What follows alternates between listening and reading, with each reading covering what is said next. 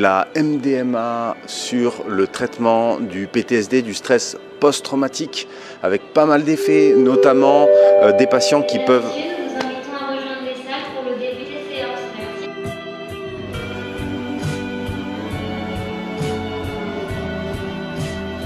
Bonjour à tous, le deuxième jour du congrès de psychiatrie l'encéphale démarre fort avec ce matin des conférences sur le TDAH résistant, les psychoses secondaires, l'insomnie, l'inceste et une que j'ai tout particulièrement sélectionnée, ça s'appelle Soigner par les drogues. Alors je vous vois venir, bande de petits chenapans, et je vous arrête tout de suite.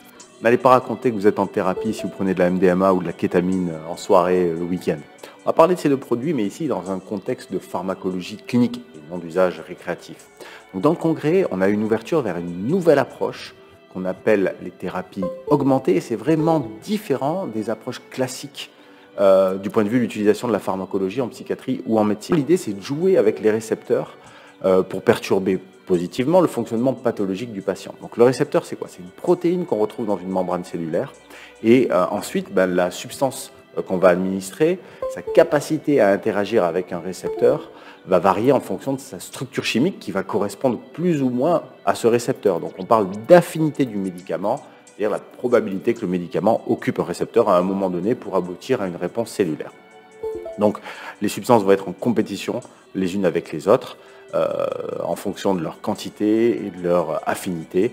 Elles vont provoquer une réponse ou inhiber une réponse, on va le voir, cellulaire. Donc la première approche, c'est ce qu'on appelle l'approche agoniste. L'idée, c'est d'activer un récepteur pour induire la réponse. Donc c'est ce qu'on retrouve avec des médicaments comme la morphine, les benzodiazépines ou les barbituriques. La deuxième approche, c'est l'approche dite antagoniste. Et là, l'idée, c'est d'empêcher l'activation du récepteur.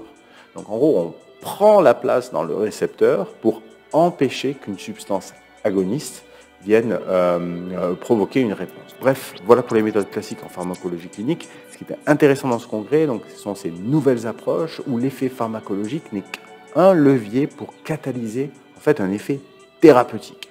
Voilà, je vous débriefe tout ça avec cet après-midi aussi beaucoup de sujets intéressants, notamment crime et dissociation, un peu de psychiatrie légale. J'y vais vite, je vous dis à tout à l'heure.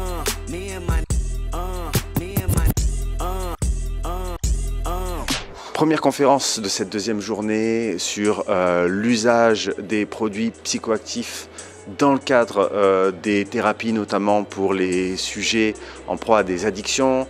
Alors on avait notamment l'usage d'amphétamines pour les addictions à la cocaïne, au crack, etc. Des résultats très prometteurs sur l'utilisation de la MDMA dans le cadre du PTSD, du stress post-traumatique, avec des résultats très positifs et notamment des patients qui arrivent à mieux se confronter à leurs souvenirs traumatiques, avec des remédiations comme ça qui s'opèrent. Alors quel est le problème avec le stress post-traumatique, le PTSD? En fait, c'est une sorte de souvenir traumatique qui ne peut pas être traité par le travail de la mémoire pour être rangé dans le champ des expériences comme les autres.